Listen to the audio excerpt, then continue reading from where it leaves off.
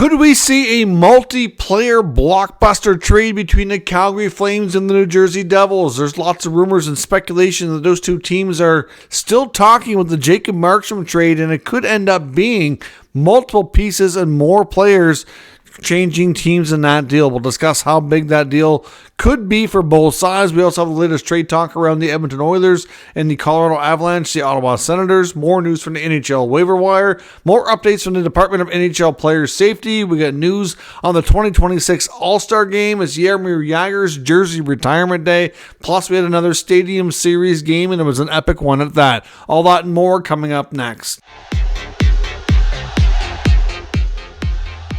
So welcome back to another video here at Top Shelf Hockey. As I mentioned, we have tons of news and rumors to take a look at here today. It's been a very interesting news day. Let's start with the news from the NHL waiver wire. We have two players on waivers today. We have Oskar Steen of the Boston Bruins, and we have Matt Luff of the Detroit Red Wings. Both players will be on waivers for 24 hours. We'll find out at 2 o'clock Eastern time tomorrow if either of these players have been picked up by another rival club or if they can be reassigned to the NHL minor league affiliates for those respective teams. I would suspect that the odds are pretty decent. Both players will likely clear, but sometimes you just never know. Jordan Binnington's facing discipline from NHL Player Safety. He's receiving a fine. To be honest, I don't know that you could really give a suspension for this, but Binnington is notorious for doing little things like this all the time. He's fined $5,000 for what they called high sticking, but essentially it's like butt ending. So as Luke Evangelista of the Nashville Predators was coming around the net to come up the ice, he took his stick and moved it just like this enough so that it would kind of come right up into his face as he skated into it. So just a dirty little thing, accidentally on purpose in his way. That's what Binnington is. He's what I call a fake tough guy. He's been looking for a goalie fight forever and doesn't seem to want to. The refs never seem to want to let it happen when it gets close. But I don't like little antics like this. Not a fan of it at all, but nice to see player safety step in. When it comes to goalies, it's a little more challenging to do suspensions too. Like for example, if it's going to be a 1-game suspension, what's the point? Because really, they don't play every game anyway. It may not really even impact the team. But at the end of the day, he gets a $5,000 fine. It's maybe not seen as too big a deal, but I don't think Evangelista really appreciated getting that stick to the face. We got some news today as well. Of course, today is the Stadium Series game at MetLife, Part 2, the Rangers and Islanders. And during that broadcast, we get confirmation that the New York Islanders in UBS Arena is going to be hosting the 2026 NHL All-Star Game. Obviously, 2026 is also an Olympic year, and we recently got confirmation that NHL players will indeed be participating in that event. But the NHL still wants to have an All-Star game. The 2025 All-Star festivities will be put to the side as they're doing a break for an NHLPA World Cup event, which is going to be called the Four Nations Face-Off. So there won't be an All-Star festivity event in 2025. They don't want to go multiple years without having one. So I'm not sure exactly how that's going to work with the calendar of events. We'll find out a little bit closer to that time. But of course, UBS Arena is one of the newer arenas around the NHL. I mean, I personally haven't been there, but I know from what we've seen, it looks like it's a terrific facility. And obviously, the NHL wants to get its fan base and all these different events out to the newer buildings of whenever possible here. So there is word as well. We could be soon maybe finding out details about 2027 All-Star festivities too. But we did learn that today. Of course, today's game between the New York Rangers and the New York Islanders was quite an eventful game. I didn't get to see much of it live. I did get to catch the very ending of it, as unfortunately I was tied up at the local rinks myself with my daughter's team. Obviously was busy today with the rinks, but I did get a chance to watch the end, like I said, and then obviously we went back and watched the highlights, and it looked like it was a heck of a game. The Islanders got off to a hot start, had a good lead. The Rangers did strike first, but after building up, I believe it was a 4-1 lead, the Rangers slowly picked away at it, came back, ended up tying the game and forcing overtime. and Artemi Panarin scored the overtime winner and to complete the comeback. Now, this game also featured other festivities, you could say. It featured right off the get-go and early in the first period. We had a really strong fight from both sides. We had Matt Rempe called up for the New York Rangers, 6'7", around 235, 240 pounds. The guy is absolutely huge, has quite a long wingspan, long reach with his arms. First shift in his very first NHL game, which is the very first time in NHL history that an NHL player is making his debut in an outdoor game as well. So he gets a little piece of NHL history. And then right off the face-off on his first shift, he gets a fight with Islanders fighter Matt Martin. And they had a good battle. It was a good, honest fight in that case. So clearly, Rempe, like I said, a big guy known for the physical stuff, certainly made his presence known early on. And, like I said, to make his debut in an outdoor game, then get a fight right off the bat in your first shift, I mean, that's not something a lot of NHL players can say. The New York Rangers now improve to 5-0-0 in all time in outdoor games. So they've appeared in 5 games and they've won them all.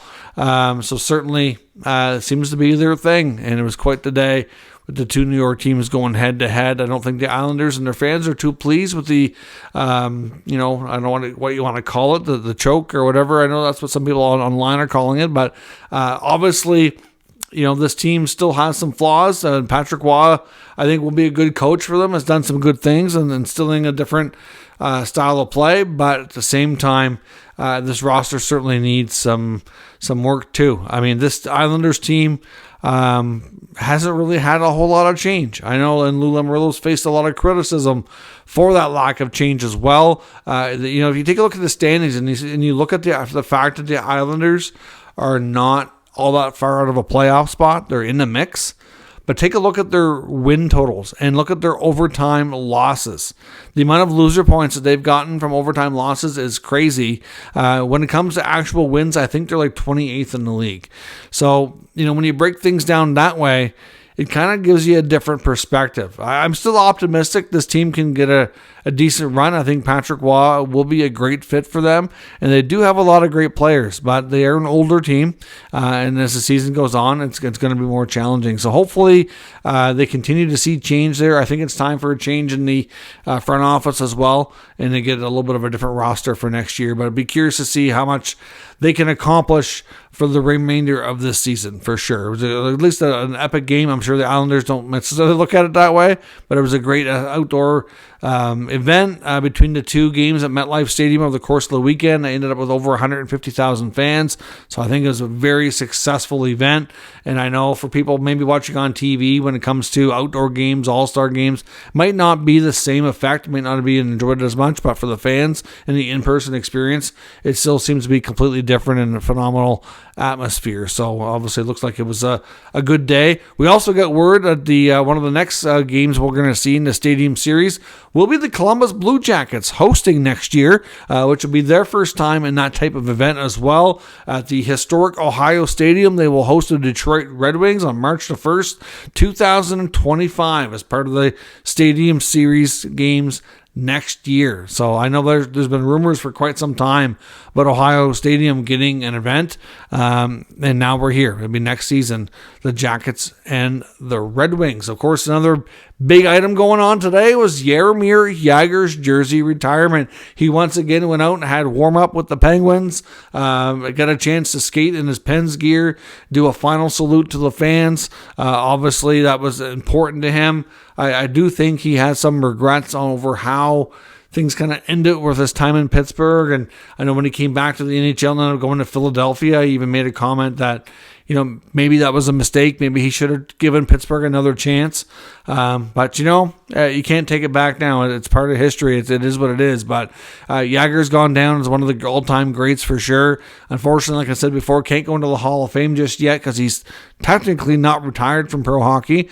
But at the end of the day, I think they should make an exception. At some point, it's going to happen. We know that for sure. But number 68 goes to the rafters, and obviously where it belongs. And nice to see him kind of reconcile with the Pens organization, be back a part of the Penguins fan base, and just have a chance to kind of go out the proper way. It looked like it was a well-done event. Most of the players went on the ice with their Jagr mullets for warm-ups as well. It was certainly a fun sight. And then afterwards, Jagr goes, when the game's about to start, he goes up to do an interview with the broadcasters, and as the Kings are attacking the Penguins and almost scored, he actually drops an F-bomb by mistake on live TV. It was pretty epic. You definitely want to check out the clip of that if you didn't already get a chance to see it for sure. So big day in the NHL, lots of news in that respect. When it comes to trade rumors, we know we're getting closer to the NHL trade deadline, and I do want to discuss the possibility of a Flames-Devils blockbuster that might go down. But a few other notes first. The Avalanche are reportedly showing some interest in middle six, bottom six forward Dominic Kubalik for the Ottawa Senators. It's a well-known fact the Sens would like to move on from him. It hasn't really been a great fit since he came over from Detroit this year. The new coaching staff especially, he continuously plays usually on the fourth line. I think honestly, if it wasn't for a salary cap, he'd probably be sitting out or be put through waivers, but it was easier to put through a guy like McEwen and to send him down where he's got a longer term. But Kubalik's future is not in Ottawa. We do know that for sure. And we'll see if the Avalanche follow through on this, but there is some reported interest there. I think the Avalanche are going to be looking at a variety of things, though. They definitely want to add some goaltending depth. That's a given. And of course, they're, kind of waiting to see what happens up front. They have some determined things that they need to know answers to move forward. Can Gabriel Landeskog make a comeback? I mean, even if he's not going to play in the regular season, but to have an idea if it looks good that he can come back in the playoffs or not. Then there's, what's going on with Val Nichushkin. Is he going to be able to make a comeback? Lots of unknowns there. And those are, important pieces for that Avalanche team. So they might want to add maybe something higher end than a guy like Kubalik if, depending on what the answers are to those questions. So we'll see. Dave Pagnotta is also reporting that the Montreal Canadiens, of course, we know, are expected to remain busy. There's a few other deals we likely could see. We talked a lot about goaltending being one of them and the potential for Jake Allen to be moved. But another veteran on that team that it seems to be getting some degree of interest, but I think will be a little tricky to move. But Pagnotta is reporting that they very well could move Armia. If the Montreal Canadiens are willing to retain 50% of his salary, which does have another year on it, Pagnotta feels that they should be able to move on from him. He's had a bit of an up and down season, but has played a little bit better as of late. So there is some, mild confidence that he's played well enough to gain traction and attention from other clubs. Problem is, though, I honestly don't know that another team is going to want to take him on with a year of term on his contract. I honestly think Montreal is going to struggle there. I know that lots of insiders have said that he could be a guy that goes. I don't know. Montreal, I'm not sure how active they're going to be. They've already moved Monahan. We know that unless they get an absolutely huge, crazy offer for David Savard, they don't really want to move him. I think the main thing we'll see with Montreal is goaltending and a potential Jake Allen trade. But, Armia is possible. I just don't know that teams are going to want him for that kind of term. When it comes to the Oilers, Elliot Friedman mentioned on Saturday headlines last night on Hockey Night in Canada that the Oilers, we know, are willing to do a few things ahead of the deadline. They certainly want to make some additions for sure. And Ken Holland made it clear that Philip Broberg is not available for a rental. Doesn't mean he wouldn't trade him, because a lot of people have said in the weeks leading to the deadline that Philip Broberg might be one of their best trade chips. Obviously a defenseman that's been playing extremely well in the American Hockey League, might not have a long future in Edmonton given the players playing in front of him on the depth chart, and maybe it gets him a really good player to make a push for the Stanley Cup. But at the end of the day, they still like this defenseman. He's got good size, good strength, good skater. There's lots to like about his game, and they don't really want to just give up on him. So at the end of the day here, if they can find a hockey trade where they bring in a player with term that can help them on a longer term basis, maybe they consider that. But Broberg is not likely going to be traded just for a rental. It'd have to be a piece that can stay with the team on a longer term basis. Now, as I mentioned, could we see a blockbuster between the Flames and the Devils? We've already talked about this a few times. The Jacob Markstrom trade between the Flames and the Devils was extremely close. Markstrom even waived his no-move clause. It's believed the holdup on what did cause it to not go through at the last minute was the fact that the Flames and ownership did not want to do the salary retention that was necessary. Now, we heard from Elliotte Friedman on Saturday Headlines as well that Noah Hanifin is now confirmed to not be re-signing with the Calgary Flames and is definitely hitting the market. I think that means the market in multiple ways. One, the trade market for sure. And number two, I think the UFA market in the summer. I think it's more likely Hanifin gets dealt as a rental now at this point. Seems like that might be the preferred way to go, and he can handle his future and his next contract through via free agency in the summertime. At this rate, though, could the Devils bring in Hanifin and Markstrom? I mean, they do have Dougie Hamilton on long-term injured reserve, and he's not expected to be back during the regular season. Noah Hanifin gives him another left shot instead of right, but although otherwise a lot of very similar attributes that Hamilton has. Another great skater, good puck mover. And that blue line in New Jersey, it could use some more experience back there for sure. A lot of their younger D have been playing probably bigger roles than they would have liked, and they want to be able to kind of minimize the pressure put on these guys and bring in some more experience to increase their odds of having more playoff success. So Hanifin makes a ton of sense. Markstrom makes a ton of sense. At this point, I would suspect if a deal got that large that we'd have to see some salary retention from Calgary's part, and we would also need to see some kind of at least a contract or two going back to Calgary off of the Devils roster. Probably a goaltender. I'm going to say probably Vanacek is the most likely candidate. They can keep Akira Schmid in the minors for right now. Nico Dawes has been doing well. He could work with Markstrom as the tandem, and you have Schmid as the backup as the number 3. To me, that would be a good solution if it works out that way. You've also got some other numerous young players and picks. Well, they have first-round picks they could include. You got Alexander Holtz that could possibly be involved. You got Dawson Mercer, maybe Seamus Casey. All kinds of names have been out there that the Devils could possibly consider parting with, that I think the Flames would have heavy interest in. There's no doubt about that whatsoever.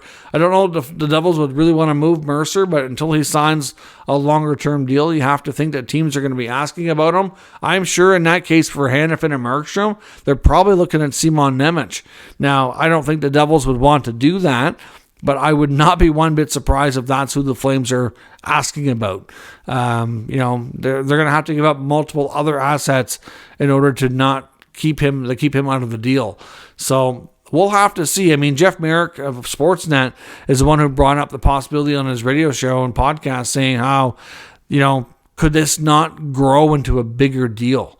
Obviously there's been rumors in the past 4 or 5 days that even though this deal was super close and kind of fell through last minute, that they're still having discussions and still trying to figure out how to do this with salary retention. Maybe there's a third team involved. Difficult to say, but I think the odds are growing between the Hanifin news, the Markstrom news. We know Markstrom waived. It was nothing to do with him that caused it to not happen. And that kind of deal to me just makes too much sense longer term for New Jersey, and at the same time, they have all kinds of interesting assets that I think Calgary would covet to make it happen. So I think we could see, and it wouldn't shock me if it happened within the next week, to get a blockbuster deal between these two clubs and really shake things up there in the Eastern Conference. So let me know your thoughts on a potential huge deal between the Flames and the Devils, as well as all the other news today discussed down in the comment section, and we'll talk about it further. If you're new to the channel, of course, make sure you subscribe and stick around. We'll keep you up to date with all the news, rumors, and analysis of all 32 NHL teams. Thank you for watching, and I'll catch you next time.